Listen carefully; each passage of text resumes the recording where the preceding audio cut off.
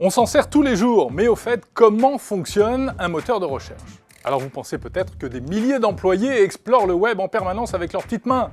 Non, bien sûr que non.